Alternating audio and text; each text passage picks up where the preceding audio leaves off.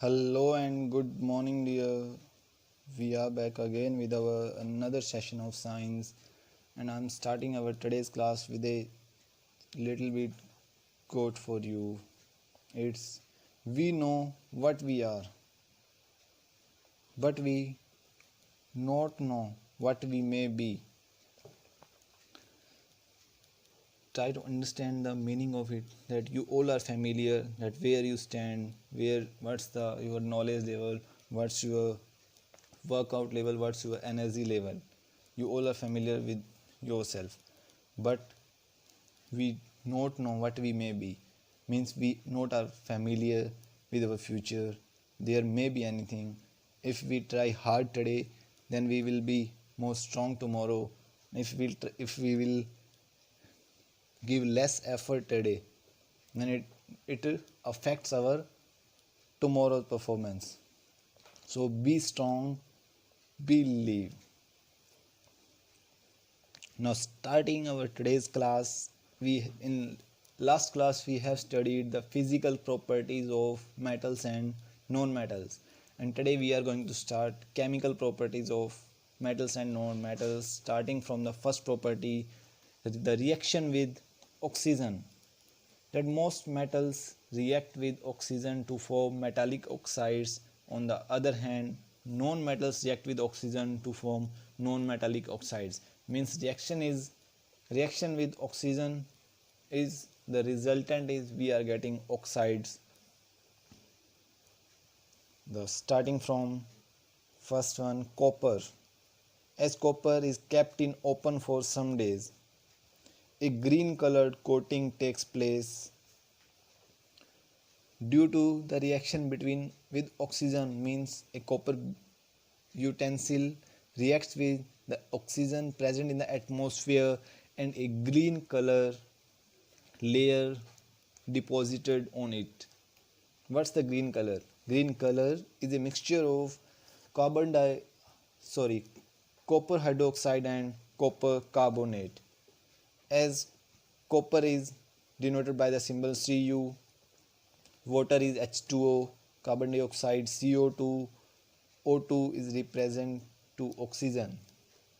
These are the three gases which are present in the atmosphere. We can say these three combinedly can be said moist air. As this reaction takes place, then there is resultant will be copper hydroxide and copper carbonate. So it is the resultant of the reaction of copper with oxygen. Now next, moving on to the next metal, magnesium. As magnesium react with oxygen, it will form magnesium oxide and white flames, because this reactions takes place that magnesium, when magnesium is burnt in the atmosphere, means in the presence of oxygen, the magnesium reacts with oxygen, gives out magnesium oxide. Magnesium is denoted by the symbol Mg, O2 for oxygen. The resultant will be MgO. I want to tell you one more thing.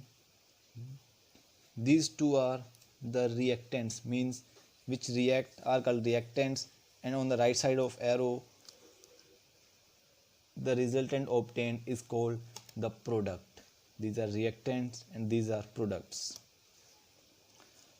The next is iron reacts with oxygen to form iron oxide. As iron is denoted by the symbol Fe, as iron reacts with the oxygen present in atmosphere, it reacts and forms Fe3O4. Fe3O4 is iron oxide. We can say the rusting takes place. The rusting of iron means Fe3O4. Now next, moving on to the non-metals react with oxygen and it forms non-metallic oxides. As carbon burns in air to form carbon dioxide gas, as C for carbon, O2 for oxygen, the reactant, these are the reactant, and the product will be CO2, carbon dioxide gas. The next one is sulfur non-metal burns in air to form sulfur dioxide gas. means S plus O2, result will be SO2. It's all the reactions now have. We understand more from both activities. The first activity for metals. For the activity of metals, we will have to take 1 spoonful of rust, means rusting which acquired or which deposited on iron when it is kept in moisture, means open air.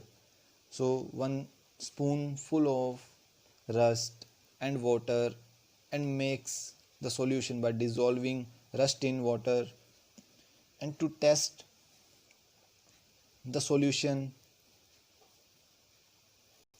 whether it is acidic or basic, we will have to take the red and blue litmus papers. As we observe, the red litmus turns blue. To understand this activity, let's we have one red litmus paper and another is blue litmus paper. And if we pour some drops of the solution of rusting and water on the red litmus paper, then its color changes and it will become blue. And we observe that the red litmus turns blue. It concludes that the metallic oxide, means rusting means the metal, reaction with water means oxide, and the conclusion is metal oxide are basic in nature. Means anything, if we have any solution, if we pour this solution on litmus papers, then we can check whether it is acid or base. The observations are, if the solution turns the red litmus blue, then means it is basic in nature, and if any solution turns the blue litmus into red, then it means the solution is acidic in nature. The next second activity is activity of non-metals. As burn some amount of sulfur and water. After sulfur cool down, means burn some amount of sulfur and add water after the sulfur cools down and make a solution. The solution will be, the sulfur is non-metal, react with water, it is non-metallic oxide, and try the same process as we have done with metals, means that pour the solution on red and blue litmus papers, and we observe that the red litmus will be remain same and the blue litmus paper turns red. It concludes that non-metallic oxides are acidic in nature. Let's again understand the activity. We have blue litmus paper. If we pour some drops of the sulfur solution on this, then the paper turns into red. It concludes the non-metallic oxides are acidic in nature, because as anything is basic, it turns the red litmus into blue, and if anything is basic solution, then it turns the blue litmus into red. It is a method to check any solution is acid or base. The next one is one question for you. How will you find any solution is acidic or basic? Explain the process. It's all about today's class. Hope you all understood the class. You are enjoying the class. We are trying our best. If there is any problem, keep revising your topics. Goodbye and meet you soon.